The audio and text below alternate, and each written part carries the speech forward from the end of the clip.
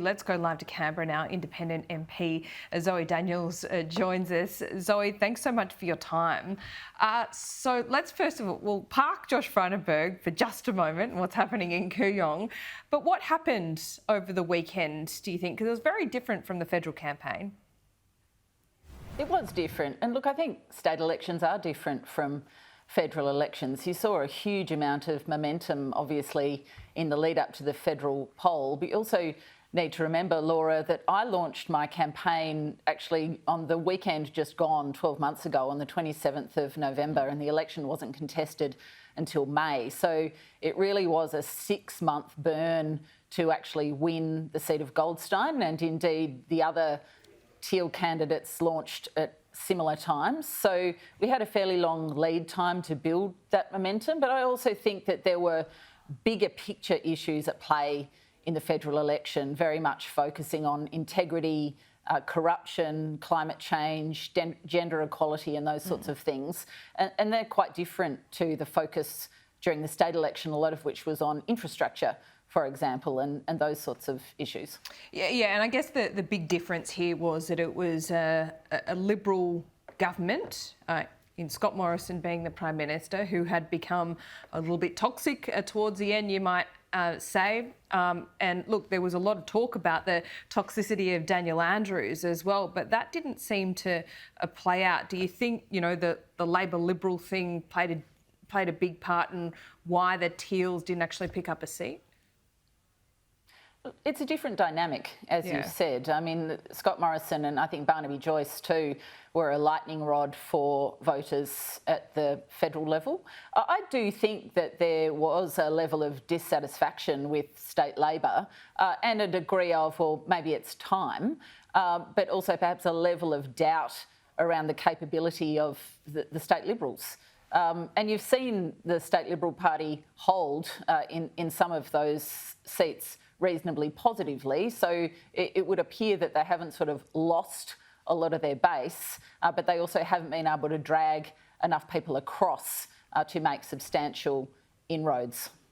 What do you think this result as a whole says about where people want to go in Victoria? Look, good question. I think, you know, there will be a degree of holding the state Labor government to account, you know, to be in power for that long. I think people will have a level of expectation on the Andrews government around integrity and delivering over, you know, what would potentially be a final term for Labor. You would think that the wheel is going to have to turn next time, perhaps it won't. But, you know, people have put their trust once again in the Labor government. So the state government has to deliver. I have to say, though, Laura, that, you know, my focus is really federally and on federal issues. So, you know, I've been watching that state dynamic peripherally, but I haven't been involving myself in it in any substantive way. Fair enough too. There's a lot going on in Canberra. Before I let you go, I just want to ask you about something that really piqued my interest yesterday. Daniel Andrews, in his first interview since being re-elected, he brought up this issue of gas reservation. Now, that's not something within his remit. That's something he said he's spoken to the Prime Minister, Anthony Albanese, about. And it also came at a time, I think, which is quite, you know, interesting.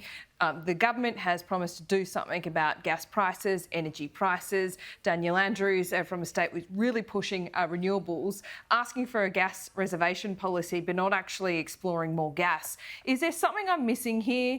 Is there something going on? Do you think Daniel Andrews is pushing Anthony Albanese behind the scene for this?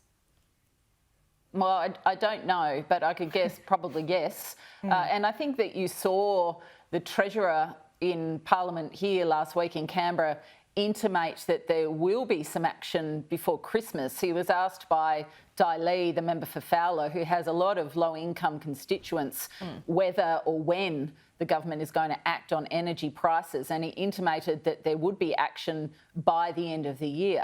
I've been pushing really strongly for a windfall tax on gas profits, fixing up of the system of revenue from gas taxes more broadly, and also potentially the idea of a gas reservation policy or something to take the pressure off both businesses and consumers who are struggling to pay their bills. So I think you are starting to see some indications from the federal government that there will be some action of some kind in the next few weeks. I think you're going to be disappointed on the windfall tax front. It's my information that they're not going down that path at all, but they are looking at price caps. They're going to avoid this week of Parliament because there's a lot going on. They need to talk to the states. But would you be satisfied with a price cap? I don't know, around $10, $12, $15? Well, I think a price cap and potentially a reservation policy is a start. Windfall tax, well, yes, it's something I've been pushing for, as have others. And as you say, the government's not particularly interested in going down that path. But I think there is a broader context around tax reform for gas companies to make sure that they're paying an appropriate level of tax for the sale of what is in effect an Australian resource that belongs to the Australian people internationally. So I think that is a broader reform that is needed. We will see. We might have to wait beyond this week though. Zoe Daniel, thanks so much for your time.